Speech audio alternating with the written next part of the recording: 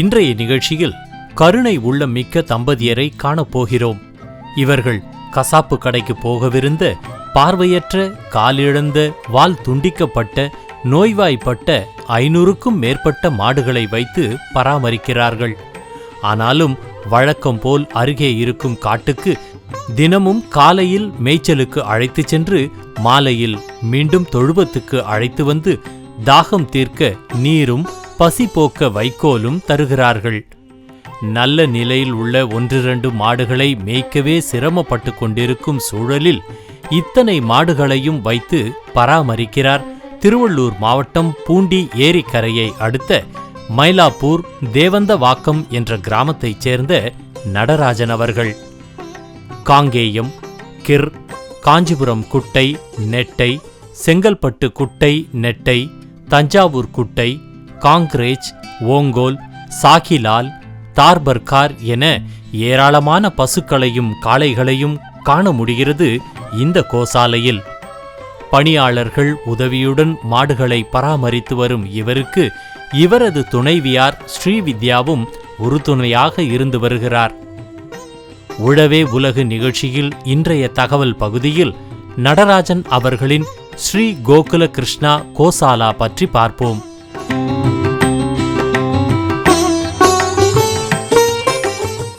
நான் நடராஜன், ஸ்ரீ கோகுலகிருஷ்ணா கோஷாலா, தேவந்தவாக்கம் கிராமம், ஊத்துக்கோட்டை வட்டம், திருவள்ளூர் மாவட்டம். இந்த கோஷாலா 2004 ஆரம்பிச்சுது. 2007 4 மாடுகளோடு ஆரம்பித்தோம். இன்றைக்கி 523 பசுக்கள், கன்றுக்குட்டிகள், காளைகள் இருக்குது. எல்லாம் நாட்டு மாடுகள். இதில் வந்து திருவள்ளூர் லோக்கல் ப்ரீடு, லோக்கல் இனங்கள். அது பிறகு வந்து செங்கல்பட்டு, காஞ்சிபுரம் குட்டை, தஞ்சாவூர் குட்டை, காங்கேயம், இந்த மாதிரி பசுக்கள், காளைகள் இருக்குது. அதுபோக தார்பார்கர், காங்கரேஜி, கிர்ரு, ஷாகிவாலா, இந்த மாதிரி பசுக்களும் இங்கே இருக்குது. இந்த ஓங்கோல் பசுக்கள் நிறைய இருக்குது. இங்கே காளைகள் நிறைய இருக்குது. இதெல்லாம் வந்து கிட்டத்தட்ட 150 பசுக்களுக்கு மேலே ரெஸ்கியூ பண்ணுது. 2000 பசுக்கள், காளைகள் மேலே வெளியே வந்து விவசாயிகளுக்கு, மற்ற கோஷாலைகளுக்கும் அபிவிருத்திக்காக கொடுத்துருக்குறோம். படித்தது எல்லாம் வந்து திருநெல்வேலி மாவட்டம், தூத்துக்குடியில் தான் வந்து அங்கேயும் பசுக்களை வச்சு அந்த பசுக்கள் மூலமாக வியாபாரம் பண்ணி பால்லாம் உற்பத்தி பண்ணி வியாபாரம் பண்ணி அதன் மூலமாக படித்து அப்புறம் கன்சல்டிங் ஃபீல்டில் இருந்தேன், ப்ராஜெக்ட் கன்சல்டண்ட்டாக. அப்புறம் இந்த மாதிரி கோஷாலை ஆரம்பிக்கணும்னு ஒரு ஆர்வம் வந்தது. 2004 இடம் வாங்கி 2007 இந்த கோஷாலை ஆரம்பித்தோம். இந்த கோஷாலை மூலமாக நிறைய ப்ராடக்ட் வேறு பண்ணிகிட்ருக்கோம். இந்த நாட்டு மாடு பசுக்கள் இருக்கிற சாணம், மூத்திரம், பால், தயிர், இது மாதிரி பஞ்சகவியா ப்ராடக்ட் நிறைய பண்ணுறோம். மாடுகள் வந்து காலையில் 9 மணி 10 மணிக்கு மேய்ச்சல் போச்சுன்னா சாயந்தரம் 4 மணிக்கு வரும். மேய்ச்சல் போகிற மாடுகள் இருக்கிற மூத்திரம், பால், தயிர், சாணம் இதெல்லாம் வந்து ரொம்ப வீரியமாக இருக்கும். அதிலிருந்து பண்ணுற ப்ராடக்ட் வந்து ரொம்ப விசேஷமானது. அப்புறம் இனவர்த்தி காளைகள் நிறைய இருக்குது. இந்த ஊரை சுற்றி இருக்கிற வில்லேஜெல்லாம் வந்து நம்மளுடைய காளைகள் தான் இனவர்த்தி பண்ணுது. ஆர்டிஃபிஷியலாக நாங்கள் வந்து பண்ணுறதில்ல. இப்போ இருக்கிற இந்த கன்றுக்குட்டிகள்லாம் வந்து நிறைய பசுக்கள், வெட்டுக்கு போன பசுக்கள்லேருந்து இனவர்த்தி ஆக முடியாது, இதனால் பால்லாம் கறக்க முடியாது அப்படிங்கிற பசுக்களை வந்து காப்பாற்றி அதிலிருந்து இனவர்த்தியான கன்றுக்குட்டிகள் இதெல்லாம். இதில் காங்கிரேஜ் இருக்குது, ஓங்கோல் இருக்குது, லோக்கல் ப்ரீடும் இருக்குது. குட்டநாட்டு பசுவோட, தஞ்சாவூர் குட்டை பசுவோட கன்றுக்குட்டியும் இருக்குது. அப்புறம் வந்து காங்கேயம் பசுக்களோட கன்றுக்குட்டியும் இருக்குது. இது ரொம்ப விசேஷம். அந்த மாதிரி பசுவை வந்து பண்ணி காப்பாற்றி நாங்கள் வந்து இனவர்த்தி பண்ணி இது பண்ணியிருக்கோம். இதே மாதிரி கிட்டத்தட்ட ஒரு 120 கன்றுக்குட்டிகள் இருக்குது. 3 மாத கன்றுக்குட்டியிலேருந்து 15 நாள் கன்றுக்குட்டி, 3 மாத கன்றுக்குட்டி, 6 மாத கன்றுக்குட்டி, 1 வயசு கன்றுக்குட்டி, 2 வயசு கன்றுக்குட்டி வரைக்கும் இங்கே இருக்குது.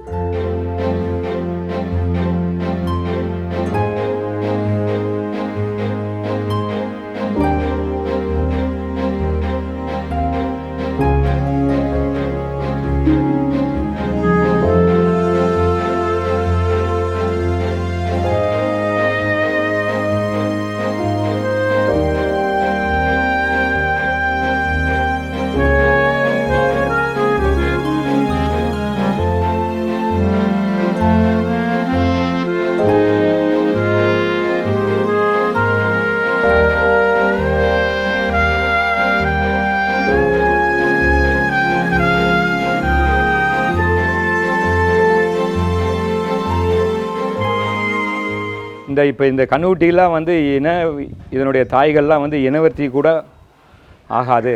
அந்த மாதிரியான ஸ்லாட்டர் ஹவுஸ்லேருந்து பிடிச்ச பசுவோட கன்றுக்குட்டிகள். இதை பற்றி விவரமாக என்னுடைய மனைவி ஸ்ரீ வித்யா வந்து பேசுவாங்க. அனைவருக்கும் வணக்கம். என் பேர் ஸ்ரீ வித்யா. நானும் என்னோடய கணவர் தான் இந்த கோஷாலை பார்த்துட்ருக்கோம். இங்கே இருக்கிற கன்றுக்குட்டி எல்லாமே 3 மாதத்துக்கு முன்னே கன்றுக்குட்டி. எங்கள் கோஷாலாவில் ஒரு ஸ்பெஷல் என்ன பார்த்திங்கன்னா, ஒரு பசுக்கிட்ட அம்மாவுக்கு குழந்தைக்கே பால் கொடுக்க முடியாத பசுக்களை தான் நாங்கள் பிடிக்கிறோம். அப்புறம் இந்த கன்றுக்குட்டி பார்த்திங்கன்னா, இவ அம்மா நல்ல பெரிய பசுமாடாக இருக்கும். ஆனால் கன்றுக்குட்டி ஒரு பால் கூட இல்லை அதுக்கு. அந்த மாதிரி இருக்கும்போது நாங்கள் ஒரு பசுக்கிட்ட 3 கன்றுக்குட்டி 4 கன்றுக்குட்டி பிடிச்சி காப்பாற்றி இப்போ கொண்டு வந்திருக்கோம். இது கன்றுக்குட்டிக்கு 2 மாதம் ஆகிறது. நல்லா வளர்த்தி வந்திருக்கு பாருங்கள். ஆனால் இவங்க அம்மா கிட்ட பால் கிடையாது. இந்த மாதிரி இங்கே இருக்கிற எல்லா பசுக்களுமே அந்த மாதிரி பசுக்களோட கன்றுக்குட்டிகள் தான் இங்கே வச்சுருக்கோம். இந்த கன்றுக்குட்டி பார்த்திங்கன்னா காங்கிரேஜு. இவங்க அம்மா ஆற்காடு குப்பம் அந்த ஒரு இடத்துலேருந்து ஒரு ஃபார்ம்லேருந்து மொத்தமாக ஒரு 20 பசுமாடு நாங்கள் ரெஸ்கியூ பண்ணோம். இங்கே இவ ஃபஸ்ட்டு கன்று போட்டா. இவ 1.5 மாதம் தான் ஆகிறது. இவ அம்மா கிட்ட நல்ல பால் இருக்குது. ஸோ நல்ல க்ரோத் வந்திருக்கா. இவ சாகிவால் கிராஸ். ஆனால் இந்த கன்றுக்குட்டிக்கு தான் பால் இல்லை. ஸோ பால் இல்லாதனால வேறு கன்றுக்குட்டி மாடுக்கிட்ட பால் கறந்து விடுறோம். இவ சாகிவால். இது ஓங்கோல் படி. ஓங்கோல் கிராஸ். இவங்கிட்டே அவள் அம்மா கிட்ட பால் கிடையாது. வேறு ஒரு பசுக்கிட்ட தான் கறந்து கொடுக்குறோம். இது குட்டை ரகம். இது பா இருங்க. இது நம்மளுடைய நாட்டு மாடு. திருவள்ளூரில் இருக்கிற பசுவோட கன்றுக்குட்டி. இது ஓங்கோல் ஆந்திரா. இவ உம்பளஞ்சேரி கன்றுக்குட்டி.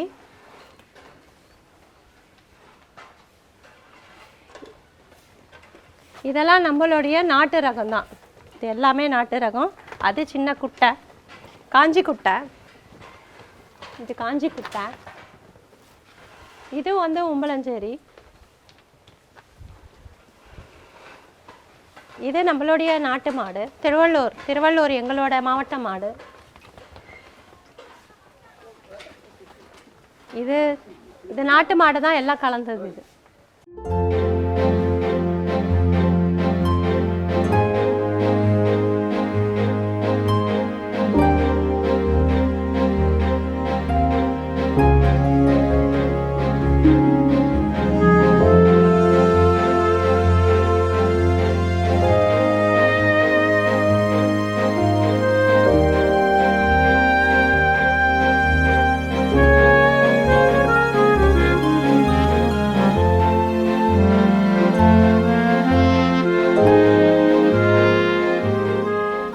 கன்றுக்குட்டி 2 மாத கன்றுக்குட்டி. இது காங்கிரேஜ் காளை. காங்கிரேஜ் காளை. இது கிர்ரு கன்றுக்குட்டி. இது நம்மளுடைய நாட்டு மாடு. நம்மளோட நாட்டு செங்கல்பட்டு பிரீடு. இது செங்கல்பட்டு ரகம். இந்த காளை நாங்கள் ஒரு 6 மாத காளையாக இருக்கும்போது கொண்டு வந்தோம். சங்கர மடத்துலேருந்து. இதுக்கு கால் சரியில்லை. ஒரு கால் நடக்கவே முடியாமல் இருந்தது. இங்கே நாங்கள் அதுக்கு இந்த பச்சைல ட்ரீட்மெண்ட் கொடுத்து இப்போ காலை நிற்கிற அளவுக்கு கால் சரியாயிடுது. ஆனால் மேய்ச்சலுக்கு போக முடியாதுன்றதுனால இங்கே கட்டி வச்சுருக்கோம். இப்போ அந்த காளைக்கு 3 வயசு ஆகிறது. இந்த காளை என்னென்னா உங்களுக்கு ஒரு ஸ்பெஷல்னா இது மேட்டிங் பண்ணும். இது மேட்டிங் பண்ணி கன்றுக்குட்டியெல்லாம் பிறந்திருக்கு நம்ம. ஆனால் கால் முன்னங்கால் கொஞ்சம் மடக்கி உட்கார முடியாது.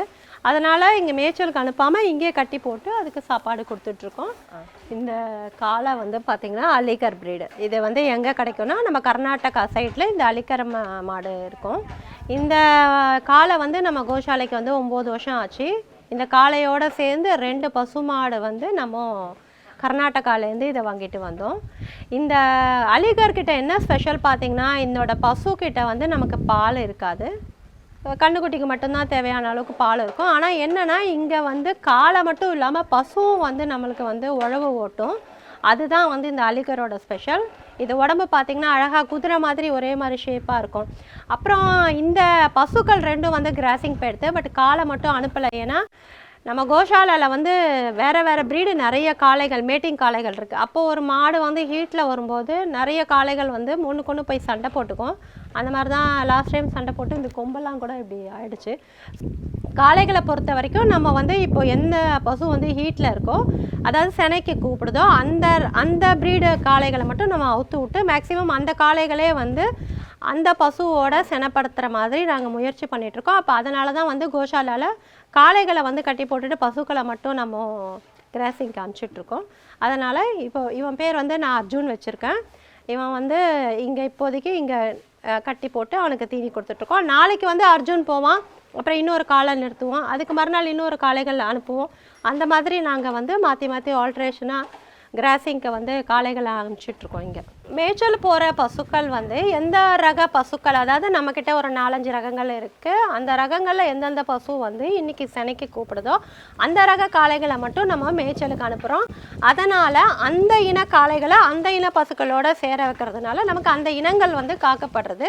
நம்ம கோஷாலாவில் மேக்ஸிமம் அந்த மாதிரி தான் பண்ணிகிட்ருக்கோம். இப்போது இன்றைக்கி வந்து நம்மக்கிட்ட காங்கிரேஜ், கிர்ரு, தார்பார்க்கர், அலிகர், சாகிவால், அதுக்கப்புறம் நம்மளோட காங்கேயம், நம்மளுடைய லோக்கல் ப்ரீடு திருவள்ளூர் ப்ரீடு, இந்த மாதிரி காளைகள்லாம் இருக்குது. அப்படி இருக்கும்போது இன்றைக்கி வந்து காங்கேயம் காளை வந்து வெளியே போயிருக்கு, மற்ற காளைகள் வந்து நம்ம கோஷாலாலே இருக்குது.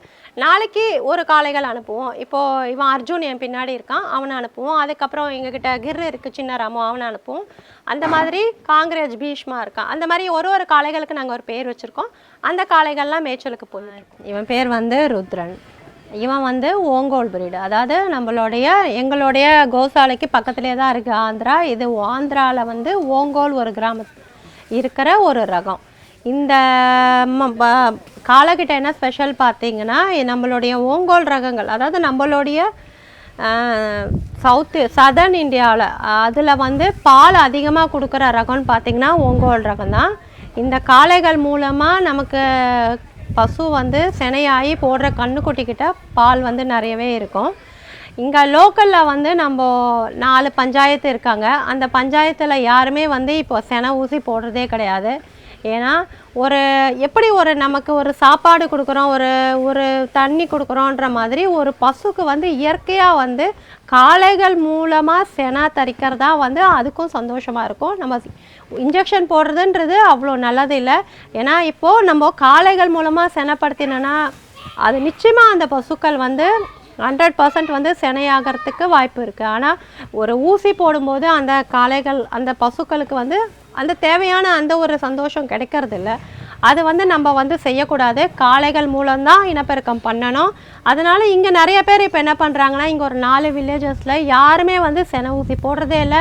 நம்ம காளைகள் மூலமாக தான் இனப்பெருக்கம் பண்ணுறாங்க. அவங்களுக்கும் அதே மாதிரி இந்த மாதிரி பெரிய காளைகள், இந்த மாதிரி காது பெருசாக இருக்குது, இந்த மாதிரி காளைகளை பார்த்தா அவங்களுக்கும் சந்தோஷமாக இருக்குது. எங்களுக்கு இந்த மாதிரி காளைகள் தான் செனைப்படுத்தி கொடுங்க, எங்களுக்கு இன்ஜெக்ஷன் வேணான்ட்டு யாரும் இன்ஜெக்ஷன் பண்ணிக்கிறது இல்லை.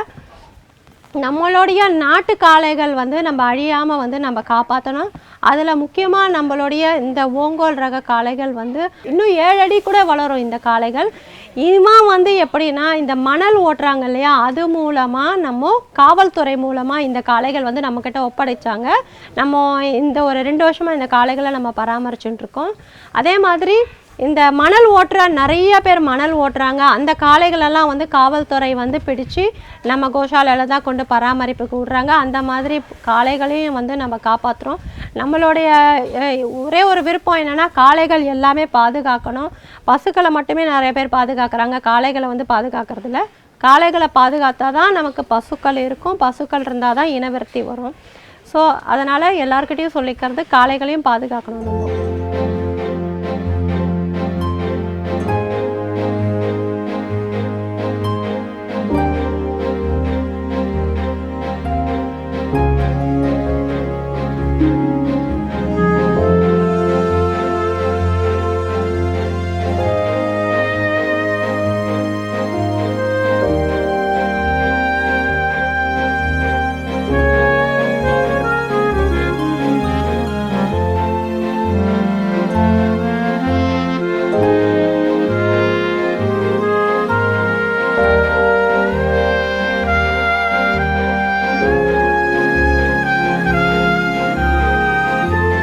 எங்களோட கோஷாலாலே உள்ள ஒரு இடத்துல கொஞ்சம் இடத்துல இந்த மாதிரி ஃபென்ஸ் பண்ணி பசுக்களுக்கு வந்து மேய்ச்சலுக்காக இப்போ மழை பெஞ்சதுனால புல்லெல்லாம் வந்திருக்கு. இந்த பசுக்களெல்லாம் மட்டும் ஏன் உள்ளே விட்டுருக்கோன்னா இந்த பசுக்களுக்கெல்லாம் வந்து கட்டி மாதிரி உடம்புல, அதாவது இந்த வைரஸ் சொல்லுவாங்க சின்னம்மா மாதிரி வந்தது. அந்த மாதிரி வர பசுக்களை பாக்டீரியாவில் வரனால ப்ராப்ளம் வர பசுக்களை வந்து நம்ம எப்போவுமே தனிமைப்படுத்தி வச்சிடணும். இல்லைனா ஒரு பசுக்களுக்கு வந்தால் நிறைய பசுக்களுக்கு வந்து வந்துகிட்டே இருக்கும் இமிடியேட்டாக. இந்த மாதிரி கட்டி வந்த பசுக்களை தனியாக இந்த மாதிரி மேய்ச்சலுக்கு வச்சு அதுக்கு தனியாக நம்ம தீனி போட்டு தண்ணி வச்சு எல்லாம் பண்ணுறோம். இதுக்கு நம்ம ட்ரீட்மெண்ட் என்னென்னு பார்த்தீங்கன்னா, முதல்ல வந்து நம்ம எல்லாமே வந்து இயற்கை மருத்துவம் தான் கொடுக்குறோம். பேதி வந்தாலும் சரி, காய்ச்சல் வந்தாலும் சரி, எது வந்தாலுமே முதல்ல நம்ம இயற்கை மருத்துவம் தான் கொடுக்குறோம். இந்த மாதிரி கட்டி வர பசுக்கள் இல்லை புண்ணு உருவாகிற பசுக்களுக்கு வந்து நம்ம உத்தாமணி இலை வந்து கொஞ்சம் வேப்பலை, கொஞ்சம் இலை, கொஞ்சம் மஞ்சள் வச்சு நல்லா அரைச்சி அந்த கட்டி எங்கெங்கே இருக்கோ அந்த கட்டிகளில் வந்து பூசுகிறோம். அதே மாதிரி சில பசுக்களுக்கு வந்து புண்ணு வந்து அந்த பூச்சி புழு வந்துடும். அந்த புழு வர பசுக்களுக்கு என்ன பண்ணுறோன்னா, நம்ம அந்த கல்யாண முருங்கை இலை மஞ்சள் வச்சு நல்லா அரைச்சி நீங்கள் அந்த புண்ணில் வச்சுட்டிங்கன்னா இமிடியேட்டாக வந்து அந்த புழு வந்து செத்து போயிடும், அந்த புண்ணு வந்து ஆறிடும். நம்ம இந்த மாதிரி இயற்கை முறையிலே வந்து பசுக்களுக்கு வந்து நம்ம அதே மாதிரி நாங்கள் மாதத்துக்கு ஒரு வாட்டி என்ன பண்ணுறோன்னா, இங்கே நிறைய வேப்ப மரங்கள் இருக்குது, அந்த வேப்ப இலையை பறித்து பசுக்களுக்கு போடுறோம். இது அதே மாதிரி மாதத்துக்கு ஒரு வாட்டி டிவார்மிங் கண்ணுக்குட்டிக்கு பண்ணுறோம் கம்பல்சரி. பெரிய பசுக்களுக்கு என்ன பண்ணுறோன்னா, வேப்ப எண்ணெய் வந்து ஊற்றி விட்றோம். இதனால் இயற்கையிலே வந்து அதுக்கு டிவார்ம் ஆகிடுறது, பூச்சியை வந்து செத்துடுது. இந்த மாதிரி கால்நடைகள் வந்து எப்போதுமே காலார நடந்து சுதந்திரமாக இருந்தால் தான் அந்த பசுக்கள் வந்து ஆரோக்கியமாக இருக்கும். எங்களோட பசுக்களை இங்கே உள்ளே இருக்கிற பசுக்கள் மட்டும் தனிமைப்படுத்தி அந்த கட்டி வந்த பசுக்களை தனிமைப்படுத்தி வச்சு மேய்ச்சலுக்கு இப்போ விட்டுருக்கோம்.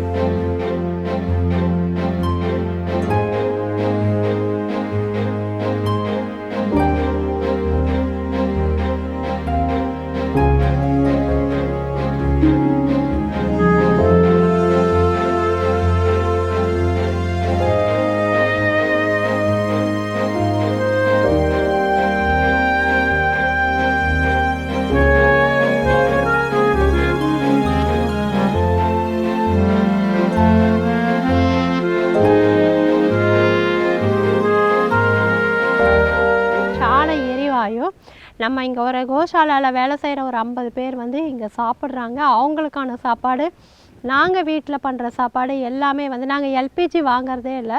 எல்பிஜி சிலிண்டர் வாங்கியே ஒரு நிறைய வருஷம் இருக்கும். இப்போ நாங்கள் சாண எரிவாயு போட்டதுலேருந்து டெய்லி வந்து இந்த சாண எரிவாயு டெய்லி இந்த கேஸுக்கு வந்து நம்ம ஒரு 10 கூட டெய்லி கரைச்சா போதும். 10 அணை கூட சாணி வந்து கரைச்சா போதும்.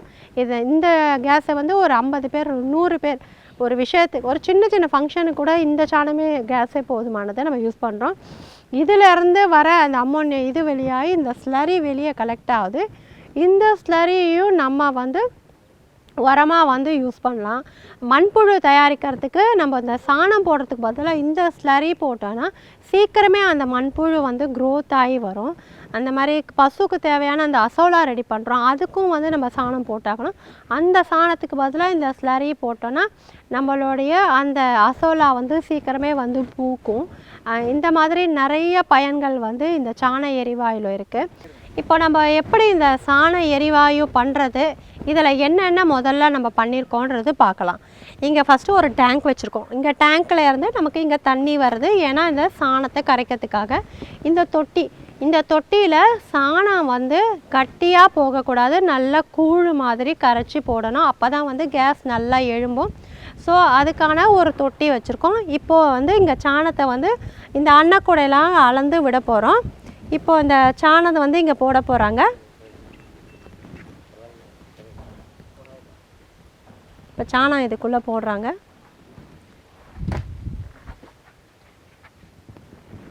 போட்டுட்டு இப்படி தண்ணி திறந்து விட்டோன்னா இந்த சாணியை நல்லா இப்படி கரைக்கணும்.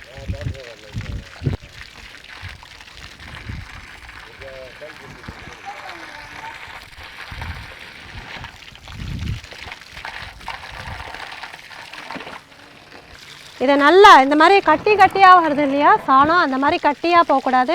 நல்லா வந்து தண்ணியும் வந்து நம்ம நிறைய விடக்கூடாது, கம்மியாக தான் விடணும். தண்ணி நல்லா ஒரு நம்ம என்ன சொல்கிறது ஒரு கூழ் மாதிரி தான் இருக்கணும். இது அளவு ரொம்ப தண்ணி வந்து விடக்கூடாது. விட்டுட்டோன்னா இந்த சாணம் வந்து எரிஞ்சிடும். இங்கே வந்து ஒரு வால்வை ஃபிக்ஸ் பண்ணியிருக்கோம். நமக்கு தேவையான அடுப்பு யூஸ் பண்ணும்போது அந்த வால்வை திறந்து விட்டுக்கலாம். ஸோ இந்த மாதிரி டெய்லி வந்து நம்ம இதை கரைச்சி விட்டுட்டே இருக்கணும். இந்த கேஸ் எந்திரிக்கும் பொழுது இதை சுற்றி நம்ம க்ளீன் பண்ணிகிட்டே இருந்தோம்னா எந்த பிரச்சனையுமே கிடையாது நமக்கு. இப்போ அவர் கரைக்கிறார் பாருங்கள், நல்லா கட்டி இல்லாமல் கரைக்கிறாரு. இதை வந்து ஒரு இது போட்டு மூடி வச்சுருக்கோம். இப்போ நல்லா கரைச்சதுக்கப்புறம் அது திறந்து விட்டிங்கன்னா அந்த சாணி நல்லா போய் இந்த கேஸ் ஹைட்டில் எழுந்திருக்கும். நல்லா இது வெளியே அந்த அமோனியா வெளியே வரதுக்காக ஒரு 10 கூடை அட்லீஸ்ட் மினிமம் டெய்லி ஒரு 10 கூடை வந்து நம்ம போட்டுகிட்டே இருக்கோம். இப்போ நல்லா ஒரு கூழ் மாதிரி வந்துடுது பாருங்கள். இப்போது ஃபுல்லாக இது வந்து கரைச்சாச்சு. இப்போ தண்ணி வந்து இந்த அளவுக்கு போதுமா. இப்போ பார்த்திங்கன்னா ஒரு மாதிரி கூழ் மாதிரி வரும். இந்த கேஸுக்கு போகிறதுக்கான வழி இங்கே இருக்குது. இது இப்போ திறந்து விட போகிறாரு. இதோ பாருங்க, இப்போ அந்த கேஸ் வந்து போகுது, இந்த சாணியோடு போகுது.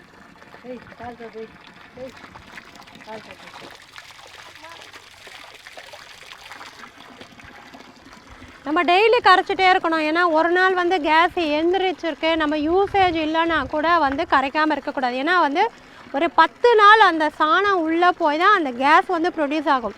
ஸோ டெய்லி கரைச்சிட்டே இருந்தால் தான் நமக்கு கேஸ் வந்து டெய்லி கிடைக்கும். இதை வந்து நம்ம நல்ல முறையில் பராமரித்தோன்னா இந்த சாண எரிவாயு மாதிரி நமக்கு ஒரு ஈஸியான ஒரு வழிமுறை ஒன்றுமே இல்லை. ஏன்னா இது வந்து நமக்கு கேஸ் வெடிச்சிடுமோ, அது லீக் ஆகுமோ, மறந்துட்டோமோ அப்படின்றது பயம் கிடையாது. இது கேஸை நம்ம திறந்து இருந்தால் கூட ஒரு சில டைம் நமக்கு அந்த ஒன்றும் வந்து இதனால் நமக்கு ஆபத்து வராது. இந்த மாதிரி சாண எரிவாயு போடுறதுனால அரசாங்கம் நமக்கு இதுக்கு சப்சிடியும் கொடுக்குது, மானியமும் கொடுக்குது. ஸோ இந்த மாதிரி நமக்கு இந்த மாதிரி சாண எரிவாயு போட்டுக்கோங்கன்னு அரசாங்கம் ஊக்கப்படுத்தி நமக்கு மானியம் கொடுக்கறது. அதனால் எல்லோரும் வந்து இந்த மாதிரி சாண எரிவாயு போட்டுண்டா நம்ம எல்பிஜி அவ்வளோ விலை ஏறிடுச்சுன்னு கவலைப்பட வேண்டாம். ஒரு மாடு இருந்தால் போதும், நம்ம குடும்பம் நடத்துறதுக்கு தேவையான நிதி உதவி நமக்கு அந்த பசுமாட்டு மூலமாக பெறலாம். ஏன்னா அந்த ஒரு பசுமாடு வச்சே பால் கிடைக்கும், சாணம் கிடைக்கும், சாணத்து மூலமான பொருள் கிடைக்கும், சாண எரிவாயு கிடைக்கும், உரம் கிடைக்கும், இவ்வளோ கிடைக்கிறது. ஸோ ஒரு பசுமாடு வந்து நம்ம ஒரு வாழ்க்கைக்கு தேவையானது எல்லாமே கொடுக்கறதுன்றது இது மூலமாக தெரிவிச்சுக்கிறேன்.